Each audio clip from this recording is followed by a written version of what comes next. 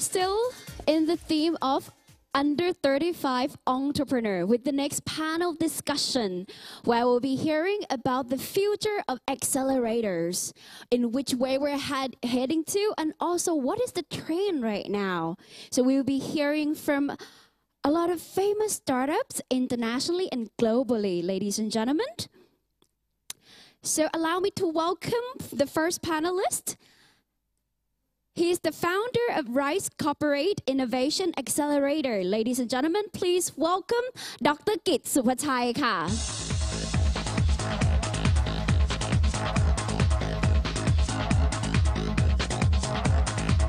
And the next panelist, he is the Chief Global Strategy from Infinity Technology, Mr. Barak Sharabi. Welcome, sir. Joining us in the panel, he's the Senior Director of Topica Founder Institute, Mr. Bobby Liu.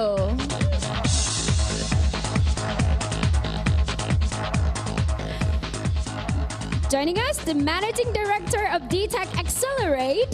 He would like me to call him Pim Meng, but his name is Sompon ค่ะ พี่สมพร เชิญค่ะ And well, I heard that their panel, this is like one pack of the panelists. So well, let me welcome the moderator. He's from Hubba with the head of finance. Welcome, Steve Jernigan. Well, ladies and gentlemen, the stage are yours. Okay, welcome everybody. Thanks for taking time out on Sunday morning to come and listen to a bunch of people that are definitely not under 35, talk about their experiences running accelerators. I think accelerators are one of the more important ways that young entrepreneurs can enter the world of entrepreneurship and do it in a way that ensures they have a great deal of success. I think since some people here may not be familiar with our panelists, I think we'll start down there and have a brief introduction and then hop into some hopefully interesting topics. Go ahead.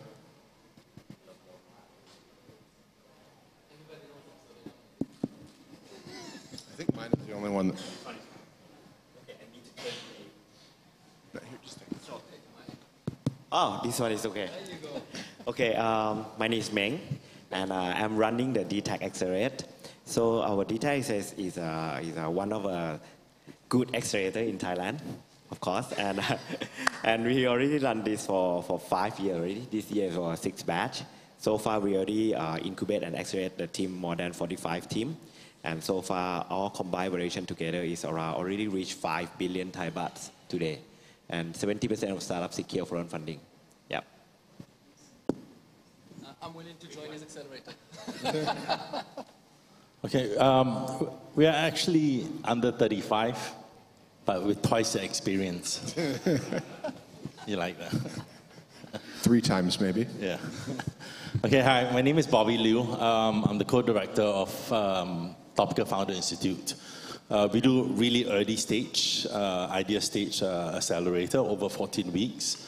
We have launched, we've been doing this in Vietnam for the last 6 years, and we actually launched one program in Thailand 2 years ago, and we're thinking of, well, we're not thinking, we're planning to launch one at the end of this year as well. So hope to see some of you young people. Thanks. You should join. It's a great accelerator program. My name is Barak. For those of you who don't know me, I'm the joker in this group. So I'm from Spark Accelerator. This is our second batch. Basically, Spark is a governmental accelerator with different direction. The idea is really, we don't take equity, and we are trying really to contribute to the Thai ecosystem and to bring the most out of Thai startups. And besides that, I used to be head of economic and trade for the Israeli government in the region, in Thailand, Myanmar, and Cambodia. So I've done both the government side and the private sector side. And today we're really focusing on making ASEAN countries generally and Thailand specifically stronger in terms of competition, added value, and competitive edge. Thank you. So my name is Kit Pacharianon. I'm the founder of Rise Accelerator. So we are a corporate innovation accelerator. We help large corporate and also the government to innovate faster. So far we've run like 3 batch. The first batch is Krungsi Rise, which is the first fintech accelerator in Thailand. The second one we help DIPA, which is another digital economy ministry running national accelerator last year. And today we are partnered up with PTT Group to run DNext, which is the regional accelerator. So I'm not, and today I'm not alone. We have the DNext team over there here. Woo! Thank you. Next time I will do my Spark people. We'll see the noise. Yeah, I didn't know we were supposed to bring our own cheering section, but that's okay. Good. I think maybe the audience, you picked up on it, that, across our panelists, there are some very different models for acceleration. You have a corporate accelerator, private accelerator, government-sponsored, and then working as within a bunch of large corporates. So I think it would be maybe beneficial to go through and have a little discussion about, what the different models entail, what the objectives are, and a little bit about the types of entrepreneurs that might be a fit across those models. So I'll leave it to you to start, since you brought your team. And you can explain a little bit about how you perform innovation inside of big corporates and go from there. Yeah, I think the things that we help both corporate and also the government. So I think the most important thing is to align the objective first, because these either corporate or government, they might need different things. For example, like the corporate, definitely they need something that is really strategic to them, helping that this might be something that complement their business. So that would be the focus as corporate looking for. On the other hand, definitely the government, they're trying to help the whole country. So when we, for example, when we do the corporate batch, working partner up with the corporate, the batch tend to be very small. Let's say, for example, like 10 team, 15 team the batch. But when we're talking about the national one, that one that we running last year is like 500. So because the government, we cannot like get rid of some, select only the best one. The government, we need to, as a government, we need to like taking care of everyone, having the programs for each group. The group that is going like very fast, or some group might going a little bit slow, but we need to nurturing them. So these are some of the perspective that is different. It's interesting. 500 is a large number, I think, and sounds like herding cats. I want to jump in on that because Spark, under the NIA Spark Accelerator, is actually a governmental accelerator, but with a different approach. The goal was not to take, there are many programs here to support early stage startups, and where they go into. The idea was to take startups that already had something going on, like a growth or, already after MVP, and with clients and sales already. And the idea was basically to bring as many as global people as we can into Thailand and to give them a direction and basically move from an accelerator that building the product to building the team and bring capacity building and bring skills to those people and grow them together as a startup. And you can see that, we will talk probably about this afterwards, but you can see that Spark's companies are also moving to other accelerators. For me, the goal for them is to actually go beyond Thailand. Minimum ASEAN region, because that's why we bring in superstars, mentors, like from globally, and bring them all the way to Thailand just to bring the maximum value. I think government should still focus on, if they want to excel, I think for what you're doing with the 500 startups, it's quite challenging, I would say. I find it challenging with 12 startups. But 12 startups, you need to give them the direction, and you really need to build whatever you can for them within the same period of the accelerator, and then move them on. So government really don't look at different sectors. They can if they want specific vectors. But for me, the idea is to get them to the next level and basically to take the best of the best and see how they can scale outside of Thailand into ASEAN region.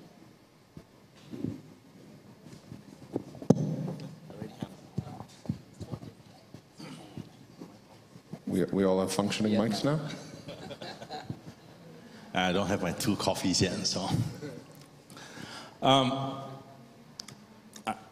I think we all have to think of ASEAN as the main marketplace, as your own home ground, your own region. There was an article written by the editor of E27 some days ago, and he talked about fragmentation of the region. Thailand has, 60 plus million people? I live in and work in Vietnam, and we have close to 100 million. The biggest market is 250 million in Indonesia. But if you really think about it, the size of the region, even though it's 600 million plus, is actually very small. Think of 20% or 25% of urban population, which is, savvy enough to understand what startup, what new technology is all about. How do we do that? Now, if you compare ASEAN to, let's say, the forerunners of startup ecosystem, Silicon Valley, and then you have China. Okay, they have a homogeneous market. It's easy to scale. It's easy to introduce. You're talking about one language. I mean, to get some startups here to go to Vietnam or to go to Indonesia, we face exactly the same kind of problem. So we have to, as program runners, we have to start from day one. Okay, how do we, inculcate all these startups into the region? How do we develop the mindset that they can actually go out? Now, having said that, it's okay to be SMEs. Okay, don't get me wrong. We love startups. We love, the soon-to-be potential unicorns. But it's okay to be also SMEs.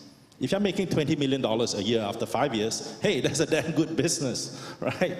Okay, but of course, what separates startups and SME? Obviously, SME, in a nutshell, you will be like scaling to your business. Whereas startups, you need to have your business go to scale. All right, think about that. And I think just the 4 of us here, I think we're creating something quite unique in that, we are really looking into ASEAN and really creating, something of value to our startups and not just, harping about, this whole, Silicon Valley dream. Yeah, for us, first of all, I would like to give the credit for the government first, because what they're trying to do is massive for the past few years. Like a lot of money flowing in, a lot of program, a lot of tools and mentor and a lot of stuff, right? Which is good to stimulate the hype for the whole country. But for us, it's different. As a telco, we're looking at ourselves that what can we help the startup, not what startup can help back to the corporate. This is our philosophy. So that's why we open for anything awesome, not related. That can be also not related to the telco, but have to make the impact more than 1 million people. That is what we're looking for. That's why last year alone, just last batch, we have more than 500 applications, and we select only 12 teams. And when this coming in, why we select only 12? So we don't have much resource as a corporate, right? We don't have the much resource that can accelerate 500 teams to the whole country. But we want to select the top 10 that they can going to be the next Gojek, the next Grab, the next Tokopedia, anything that can be huge. So that's why we very focus on the quality of the team who join the Accelerator. And again, because we are telco, we ask ourselves, acceleration is about 3 to 4 months. Some accelerator is around 6 months. But we are not limit ourselves like that. We have to think that what next after they finish our accelerator. Because we are telco, we have a lot of distribution channel. It's not alone like in Thailand alone, we have 25 million across 13 countries that we already operate in. We have more than 200 million customer base that we can help them to grow. This is the key and philosophy that what DTAC do and what Telenor Group do. Yeah. Would you mind to discuss maybe 1 or 2 examples of startups in your most recent batch that are away from being strategic towards DTAC? A lot. Actually, I put it this way. For my 45 team, I can count only one or two that related to the telco as a strategic. The rest is none. For example, last year alone we have like agriculture tech. Like this guy, Bill Gates already invest in them, like called Recount. They're doing machine learning, AI, using the imaging satellite to help the farmer, which is not related to telco anymore. Right? We have one team doing the glass of the blind people, and the blind people can see the light, can distinguish the color, can know this is Coke, this is Pepsi. It's not related to the telco anymore. We have like Scooter, we have like Claimly. Claimly is the insurance. The claim insurance, which is now the top 10 insurance tech in the world already, not related to telco anymore. But again, we have the distribution, we have the customer. If they are good, they can find a way to leverage our distribution channel. This is the key. Yep. And do you view it as also a potential talent acquisition pipeline? Like you get introduced to smart entrepreneurs and that is one. That is one. I would say it's not first priority, but it's happened. It's happened already. For example, one or two of our startup already exit to our good friends. To our good friends like Mu, Ukbi, and Tencent later joint venture with this team is Storylock. Right, so it's opportunity for not only for us, but for the VC, for the other corporate to help them to acquisition them. Yes, it's happened, and I cannot say it out loud yet because they are doing the due diligence right now. Probably another exit, another good exit for us. Yeah. Yeah, for us, we have some of the batch that really, in the first batch 3 years ago that we run Krungsi Right, which is the FinTech Accelerator. So we have the people like Phenomena, which is already joining with DTAC as well. And then after that, they went with us, and then we see the potential. So that after that, Krungsi Finovation, which is the CVC arm of Krungsi Bank, also invest in them. So what they do is they do robo-advisor, for the robo-advisory. Yeah. Focus on the Thai market, or actually they're for the fund, for the mutual fund. So mutual fund in Thailand, but these mutual fund invest around the world. Yeah, so that's the first one. And just the recent deal, another company is called Bania, which is they have like AI and big data for like home, real estate. Yeah, so this one we got co-investment from Krungsi Innovate and also PTT and SCG, together. Yeah, so these are some of the batch, the startup. And you mentioned that one of your accelerator graduates went on to DTAC. Is that what you? I think this the Phenomena they joined like both. Almost at the same time. So this is an interesting topic. No, I'll put it this way. Phenomena is join us first. And the different objective of the Phenomena joining us and joining Krungsi Rise. If you knew the founder, Kunjet, I'm not sure, I think his booth is over there. Kunjet Jesadawa, he's a CIO of a CMB principal before, and he quit his job and threw away 7-digit salary. And that time, because you are the banker, I'm the banker before. At that time, if you are the banker, you don't know how to grow your business like a startup, how to scale, how to use technology, how to do the repeatable model. That's why I knew him, and he said, hey, Pimeng, how can I do the startup? I have the idea like this. They are the domain expert. For us, we help them to groom them to grow as a startup. And now, so far, they already reached like 4.8 billion transaction Thai baht per month. This per month. Imagine the Thai startup, the whole, I would say, if you combine the top 10 startup in Thailand, you cannot reach this 4.8 billion Thai baht transaction per month. But he already done. Imagine if you are doing like pure banker, don't have this kind of technology and the technique to grow, like growth hacking and those kind of stuff, you cannot come this far, right? This 4.8 and things. And then later, when Krungsi Rise is happening, they are the fintech accelerator, they have the bank as a back. So the objective is different already. Yeah, just want to give credit to Pimeng and DTAC as well, because I think many startups that went to DTAC program, they're actually like learning a lot, kind of growth hacking and everything. Yeah, but for us, because we have the corporate back, in all the batch, if not government. So what we focusing is to help them grow, like acceleration, like get the traction, get the market access. So that is something that is not only the way to do the business, the way to do the startup way, but also getting the real like growth stage. So this is what we focusing on, and it's work hand in hand. I mean, because I think this is something that we were in the past 3 years. I think it's been very growing, the whole ecosystem. Yeah.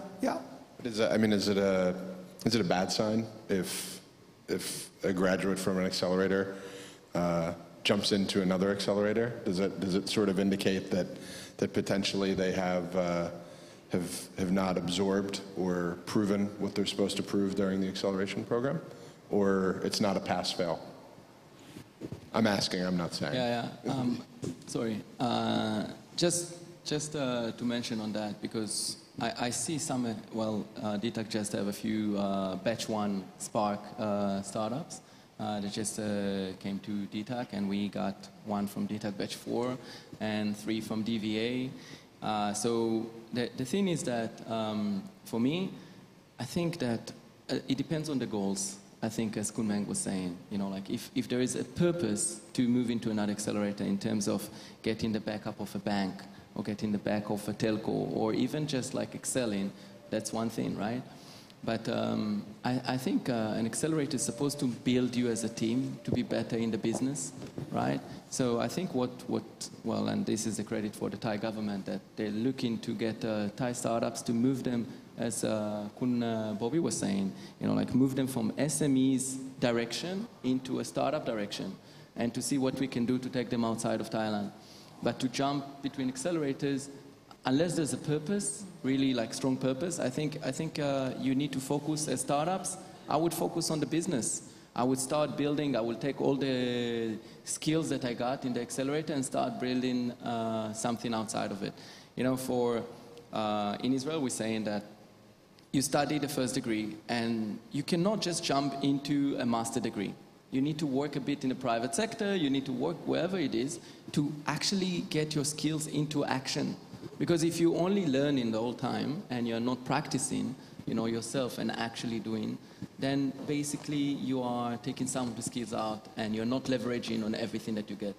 And I think that's why I said some startups would be good to do these things, because they're looking for certain access, certain knowledge or certain skills or network even, like scaling for DTAC in outside of the region, or even if you're going now with the next or whatever, right? So the Thai government is trying to build this capability for these Thai startups. Again, it's free for them. So I think it makes it easier for them to go to another accelerator, because there's no other equity to give, right? But if we do that, I think this is where the value is really good, where we can take a startup and actually bring them the value to be leveraged outside of Thailand. And I think it goes for any startups that we're working with. We want them to scale outside of their own country. Thailand is comfortable. It's nice for them.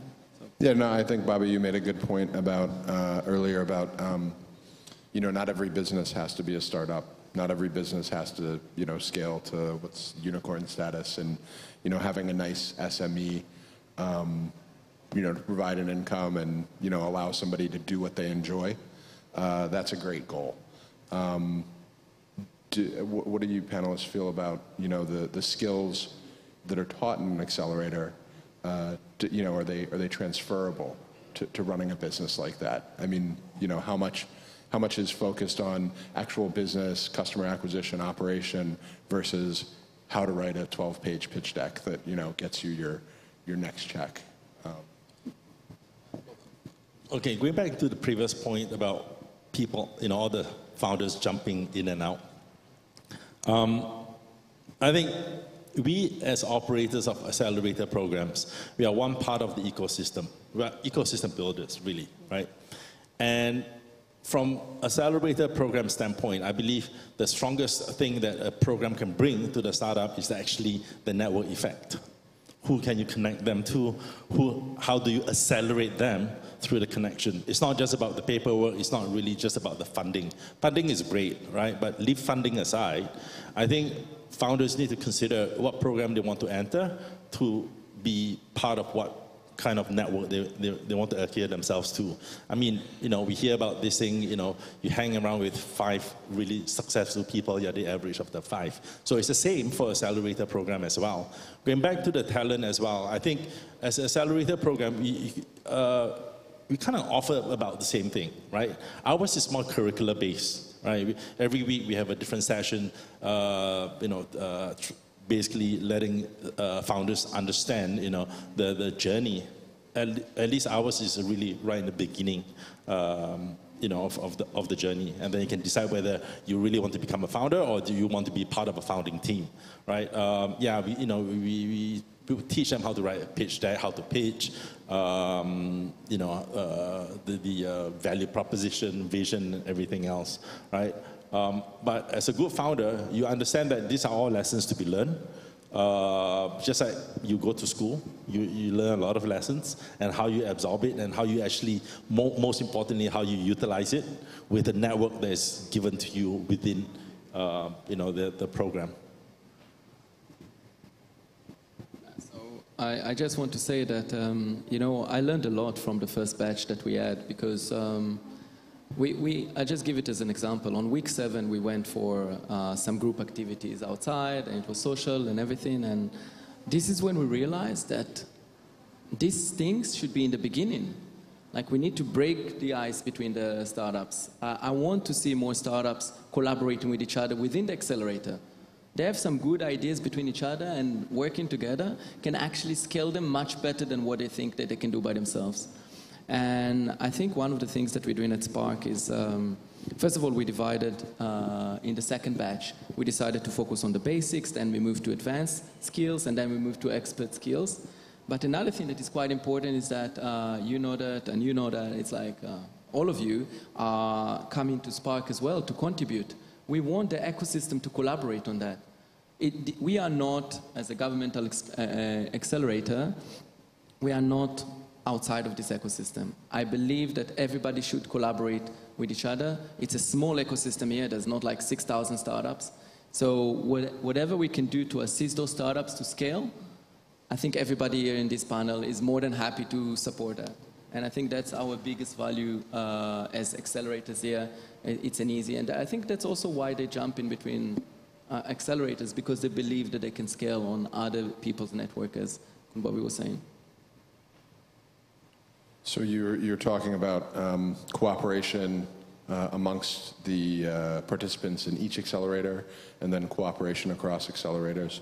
So, and it does raise the question of, when you're selecting applicants, do you everyone says, oh, you got to look at the team composition of the startup, but how hard are you guys looking at the composition of your cohort?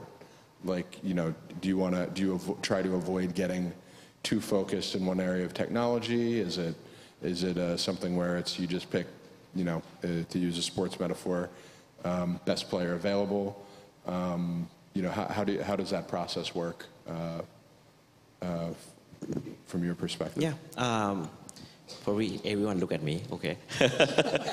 Okay, for the past 5 years, we have more than around 3,000 applications altogether. So now we have 45 teams. But before this 45 team, from that around 3,000, probably we select around 10%, 200 teams, and we interview every team. And we have some team we even have face-to-face and before to announce the finalists to the judge, and judge choose again to the camp. So to be honest with you guys, as a telco like us, and at the beginning our vision is really clear. We are not focused in any specific industry. So it depends on the startup itself, depends on the founder, depends on the product market fit that they have. If they can create the impact more than $1 million, that is the key. Again, for example, this year batch, they have a lot of medical tech, a a lot of health tech, a lot of doctor apply. I think more than 30% apply is a health tech. We end up select like 3 to 4 teams doing similar things to the pitch day for judge to choose it. So for us, it means like we didn't have, if we already choose this one, we will get list the other one right away. No, if both of them are good, so we invite them both. And the judge, which is the mentor in our camp, will be the one who choose them to the camp based on their expertise, based on their experience, based on the thing that they can help to that particular team or not. And that's it. And if the judge or mentor choose both team into our camp, we are so happy to help both. So for us, probably different from the other accelerator, not only in Thailand but across in Southeast Asia. I guess like we didn't have any specific. We based on what startup can do, product market fit team. If they are good both and can create impact for more than 1 million, that's it. That is the key for us. So for us, because we corporate as accelerator, so we need to be a little bit more strategic. I would say we cannot like focus everyone. But the things that we try to focus is definitely aligned with what the corporate they're trying to achieve, but not too limited. So let's say for example, if you're looking at our batch like fintech batch that we run for Krung Si Rice last year. So we know I think half of our batch is not only fintech. Because I think we need to broaden our scope as well, so that we can having those related to e-commerce, those related to AI and blockchain, that might be able to help the financial corporate, the bank, even better in the future. So I think but one challenge that I see in the past years and this year is that I think we have not enough the one that ready to scale, in Thailand and in Southeast Asia. So I think that's a challenge. Actually, I would like to add for that, because this is something that I see a lot, because we would like to get as many as possible, but there's a problem with deal flow. I think within Thailand, yes, it's easy to find startups. We have approximately 600 startups in the ecosystem right now. But when you're looking at scaling, scaling is outside of your country. It demands different skills. It demands that you will have either an added value over the competition. Because if a Thai startup is going to Vietnam, for example, or Indonesia, or Philippines, or even Singapore, right, it will be quite difficult for them unless they have an added value. Unless it's a deep tech, or it's like an IP or something that is as a value. And if they don't, then it's quite difficult. And I think this is something that we're trying to look. So in the beginning, we were thinking in the government to look at one vertical.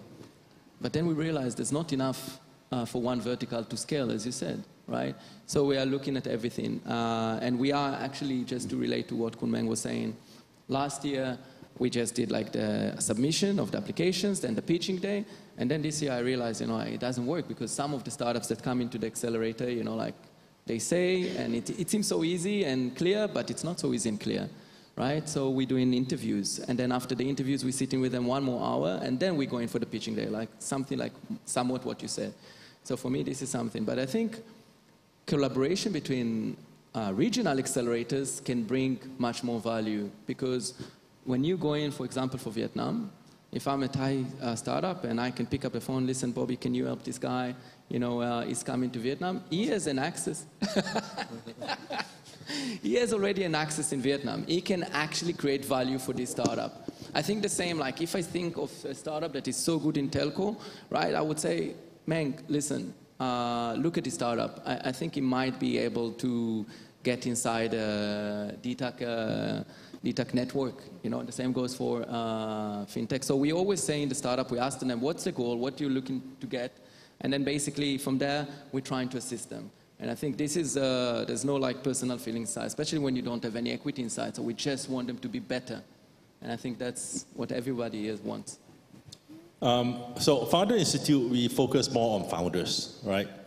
We take them really young, from the point where they have actually a solid idea, to maybe right at the beginning of when they first started on building a product. So we are sector agnostic.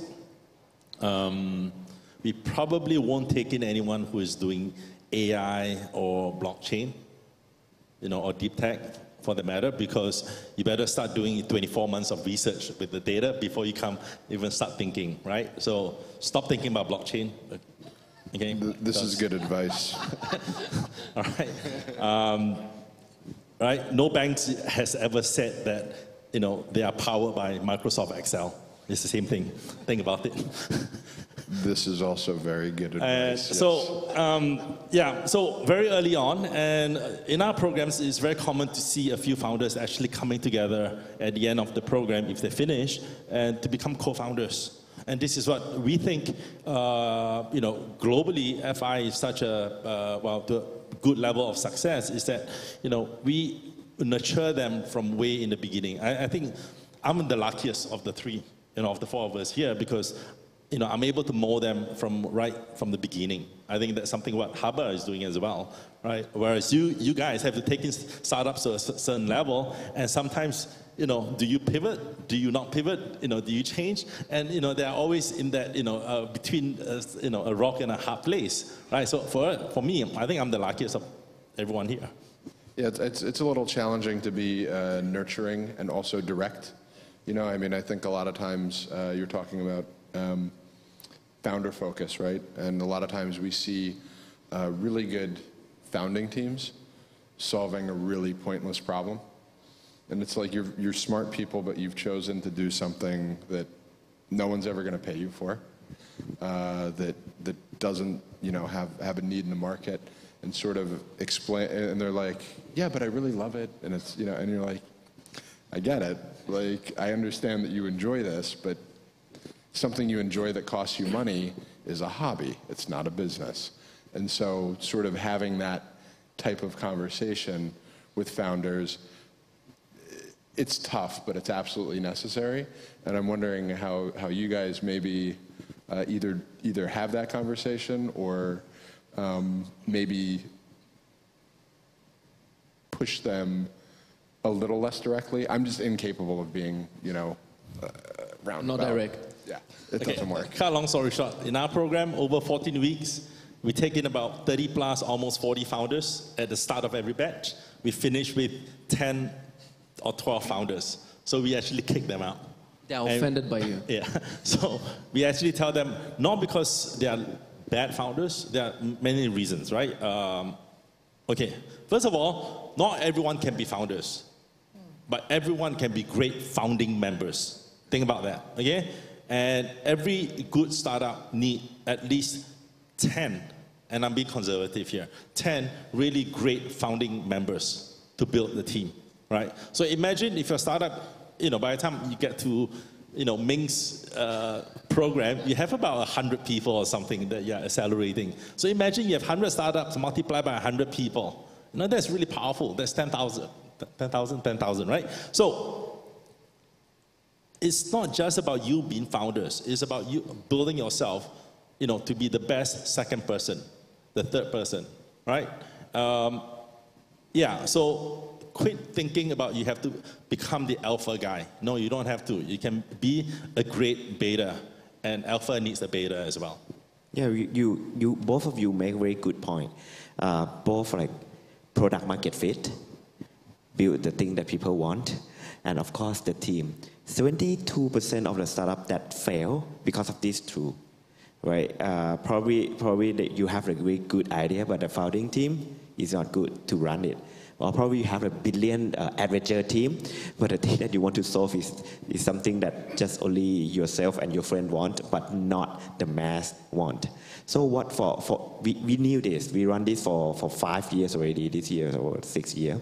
We found this as 20% of our failed startup in our portfolio is because of this activity. So the way that we're running the data asset, so we try to looking at the data asset every year batch at one startup for us.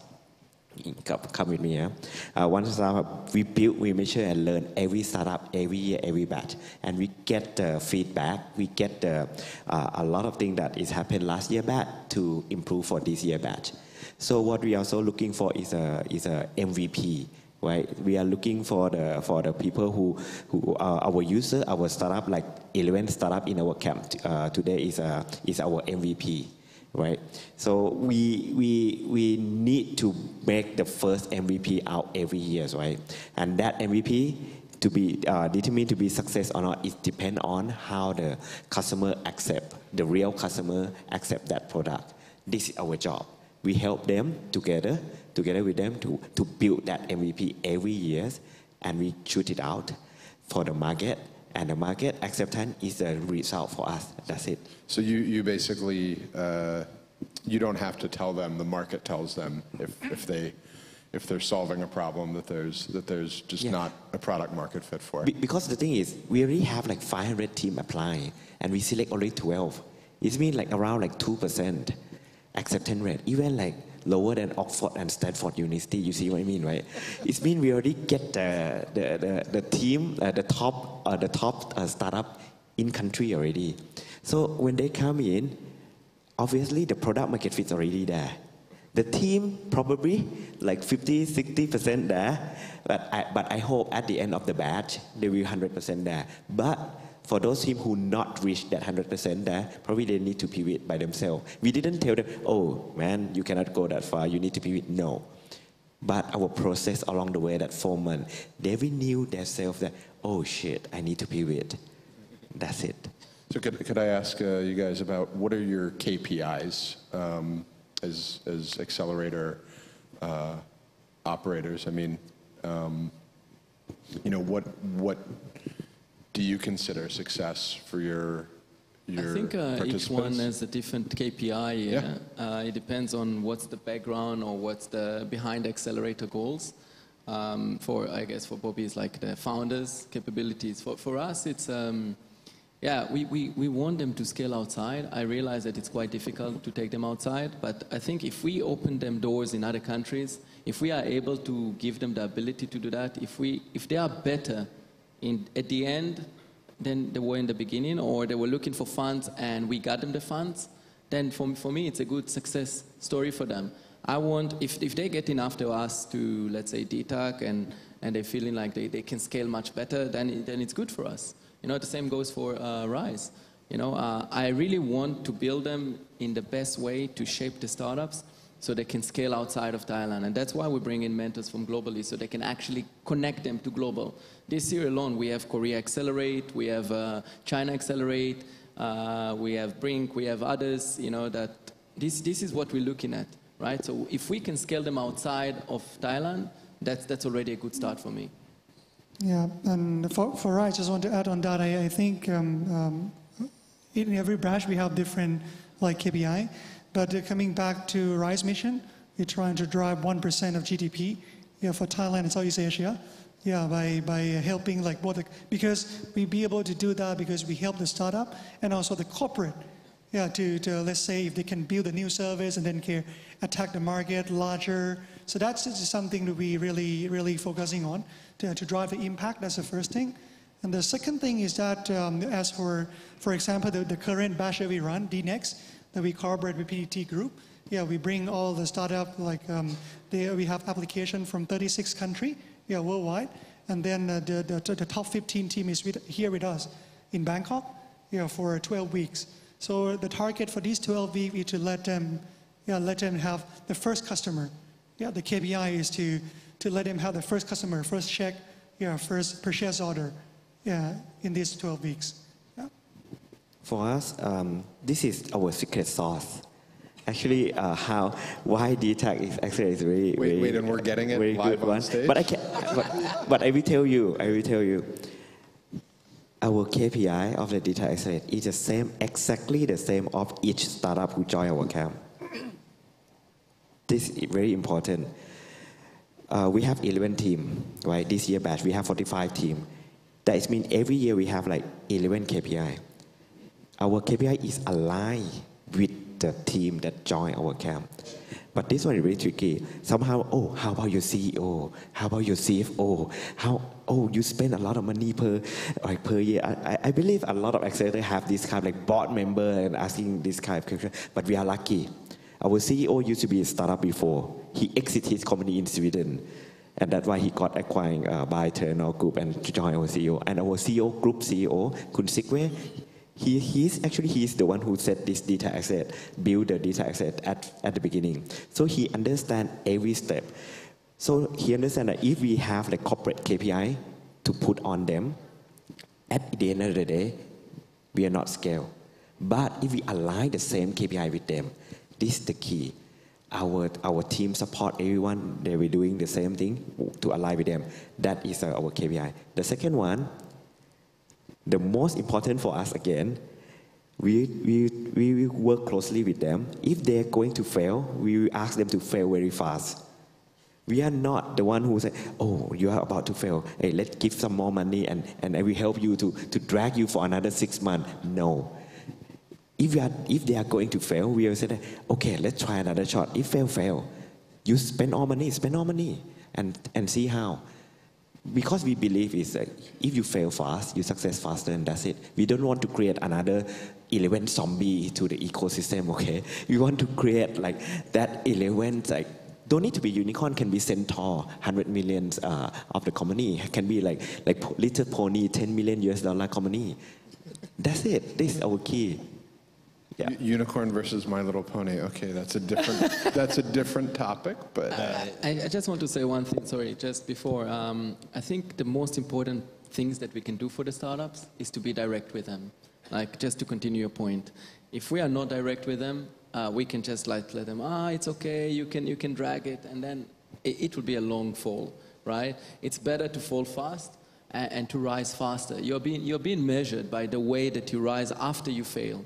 Right? And I think this is the one thing that we can give them, the skills to rise after you fail. With Rise.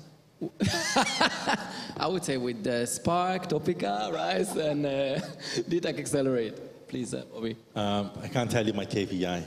If I tell you, I have to kill you. No, I'm willing actually, to take the risk. Okay, joke aside, I think as program directors here, we are like proud parents, right? We want to see the startups progress and to go to the next stage. And there are many different types of accelerators, not just in the region, but as well internationally. For example, Ming and I, we are both mentors at Google Launchpad. And to see our startups to be accepted, at a program like Google, for example, which, set the world standard, when we are there, meeting them, talking with other mentors who know them, it makes us feel like proud parents, of the startups that, we are nurturing something right. And as for what Ming said about, setting KPI according to the team, I mean, every startup, does have a different KPI. How do you manage that? I mean, there's no one template for success. So yeah, I mean, for example, the last batch, Monkey Junior, an edtech startup, when they finished the program, they wanted to raise $1 million. So obviously, there's a lot of doubt, a lot of cynicism, and say, new startup, how do you raise $1 million? So instead of giving up, they bootstrap. And now they are in excess of $2 million revenue without any funding. I mean, this is something that's, and then to be accepted again now, a Vietnamese startup with at least 30% revenue from the US, in childcare, education. That's fantastic. And I'm just happy that we have helped and put them on the at least we think it's the right path. Okay, and then you mentioned maybe some startups, their goal when they're getting out of the accelerator or graduating is, okay, get that first check, get that investment. Because I think a lot of entrepreneurs, for some logical reasons and some illogical reasons, they view a venture capitalist writing them a check is some kind of validation. Personally, I don't think so. I think if you have a customer for your product and that's your core validation. But how No, do it's you a guys- validation of the VC's business plan. Yes, it's oh, I like this. He's or- CFO, he's CFO, okay? He's CFO. You know, so Any VC here? No, right? Okay. no, and I think it is important to actually have your accelerator participants in shape to make that approach if necessary. But I think it's also important to give them a little bit of context and encouragement when that doesn't pan out right away, because the market here is, for VCs, it can be very constrained and it can be very fickle, and there are plenty of, I mean, I know it's cliche, but there are plenty of great startups that didn't get a check on their first go around, and they had to go back and improve. But how do you, as accelerator operators, interface with the investment community, whether it's venture capital, angels, family office? Do you have a role as an operator short of or larger than just getting your companies prepared to be funded? I think just one point. I think all of us are quite connected with the ecosystem in Thailand. I think there is a lot of money in Thailand. If somebody will tell you there's no money for investment, that they don't know the numbers, okay? Because there is a lot of money in Thailand. They're just looking for the right things. I think I just saw a number yesterday from Kun Sam presentation. 60% of the VCs are actually CVCs, corporate VCs, which is amazing numbers, right? The question is, what are they doing with that? Because there's a lot of money in the ecosystem. I think if we can give them access to VCs or investments during the accelerator, and of course they see that over the demo day, but even before the demo day, if they can have the VC perspective or if they can have the investments perspective, that would be amazing for them. I personally saying that we always asking them, how much runway do you have? I think it's quite important for a startup to measure correctly and maybe be more reserved with the numbers when they're looking at the runway. Because if they have a good runway, it's exactly your point. Like if you can pull some time and get some more traction, get some more customers, this is your concept of how you prove to everyone that you can get this money, and you can also measure. And you know what? The VCs would love to put the money on a person with customers and traction and everything. You can raise on better terms if you're proving that you've executed. So. Yeah, I think I would say for Thailand it's quite lucky, and we have a lot of money. Okay, don't mention about our good friend from government. They've already prepared a lot, like more than 20 billion baht. Okay, that is one thing. VC, baht, that's one is baht. VC, last year, I think in 2017, what I see the number from the report from CB inside is around 20 billion US dollar flowing to Southeast Asia, and around like probably 10-15%. They are ready to invest in Thailand, of course. So a lot of money, and that's coming. But have to admit, from the beginning of when we run the data accelerator last 5 years ago, that time is very hard to find the good VC. A lot of shark VC around here, but we are very hard to find a good VC. But now it's totally different, the game changer already. So for us, since we the longer accelerator here, so we run our 70% of startup already secure funding. So it means they already have a bridge to the network VC in this region. You name it, any active VC in this region is already in part of our network. So last year I spoke with our good friend Koichi. He's the KK fund. I met him at my co-working space, which is without any appointment. So okay, I asked him, hey, why are you coming here? You have appointment with me? I thought I forgot. No, I have an appointment with one of your team here. So I just imagine, how can he go directly to the not the well-known startup first, right? So that is prove me something. Any startup who already in the ecosystem, in any accelerator like all of us here, is already on the spotlight for the VC. If you ask Krating and Mu, the founder of a 500 Tuk Tuk VC, which is the most active VC in Thailand, Krating told me that, yeah, Thank God that you already have like 500 application apply and you select only 10, 11. So it means I don't have to look at 490. I look at this 11 and I invest in this 11. Are you getting part of the carried interest? Yeah, you can say that anyway. But just kidding. The thing is like I think VC love us. VC love all the accelerator here because we already help them to screen out something that probably is not the good time for the staff to raise the fund yet. But the VC like it. That's it. So we started. Sorry. So TFI started doing a basically yearly report since 2015. So just some summarized number.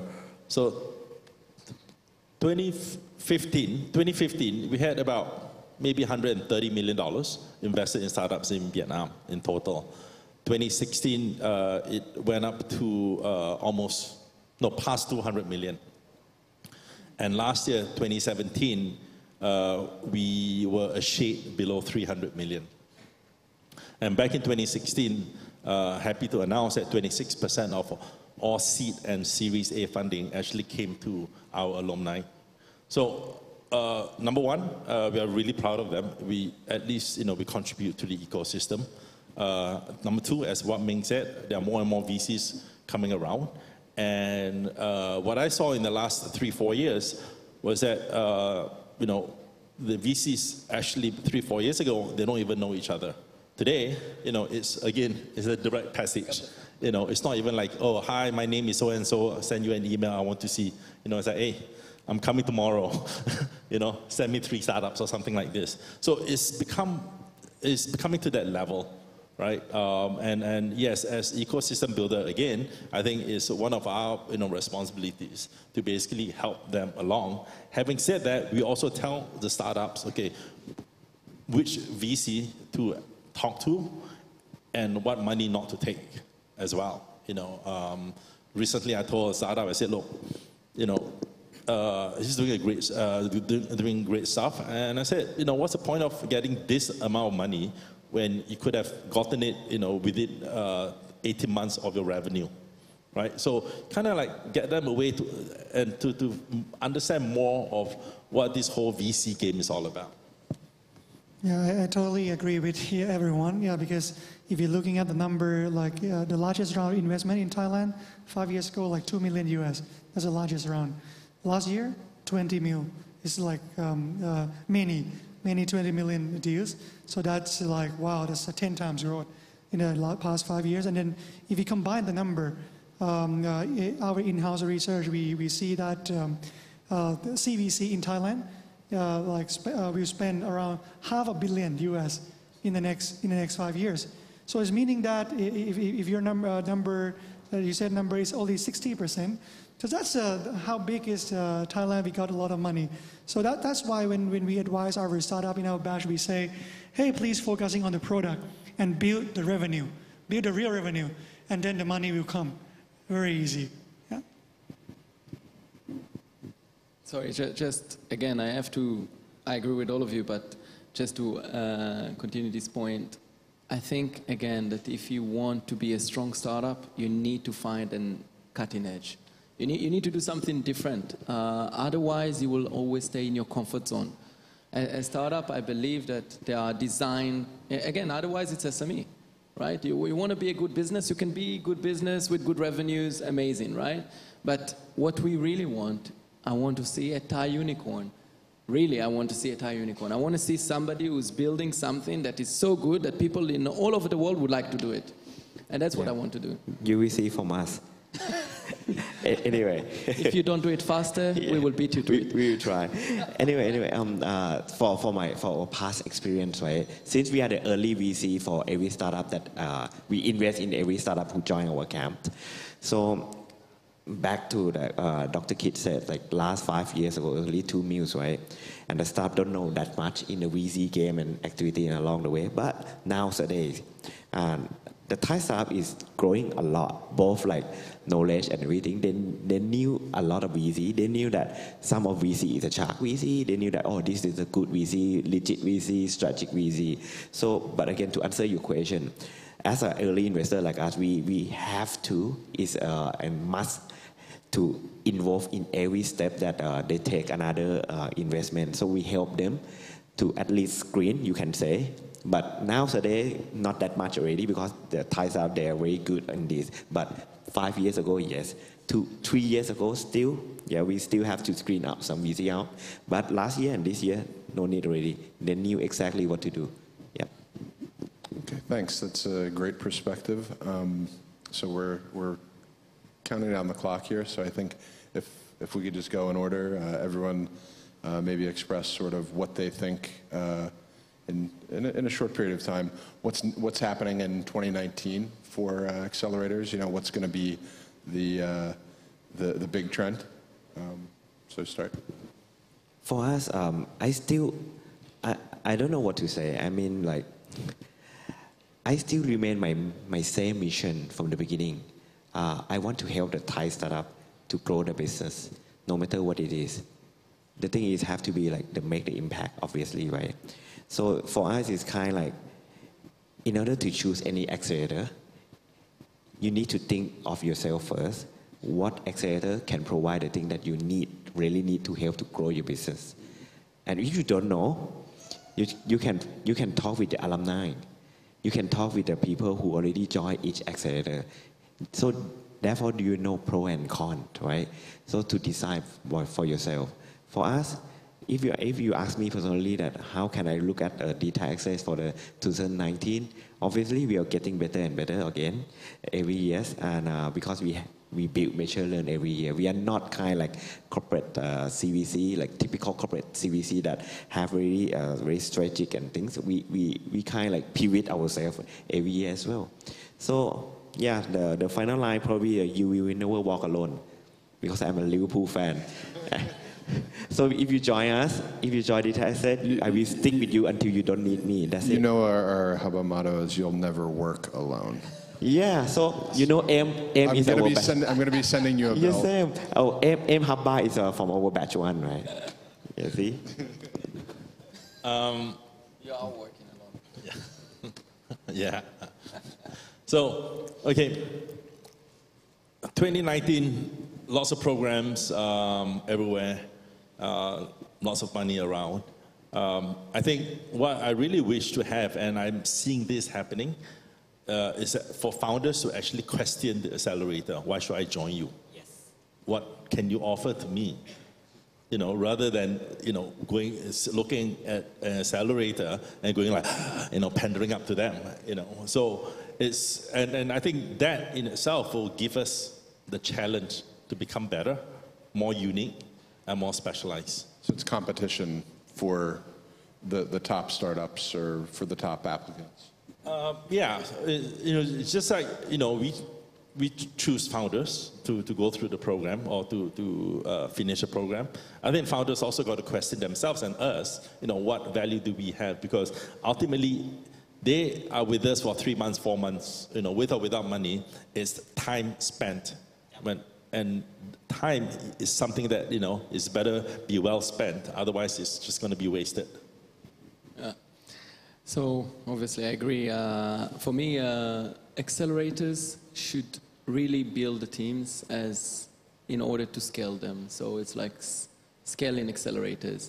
Because for me, this is how you really build. I always tell to my startups, you don't have to create everything. You don't need to fall in love with the product. Just do what works and like reiterate.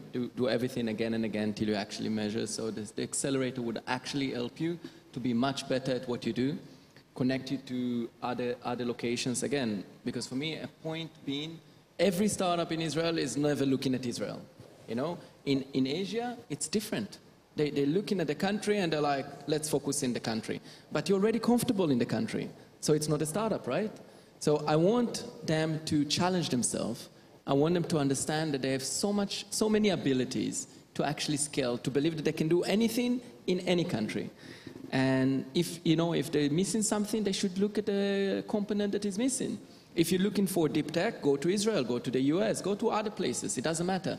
Find what's missing to make you stronger, And we will be there as accelerators to make sure that you are not falling we are going to assist you with the skills. We're going to build you in the right way, the right advice, also what money to take, what not to take.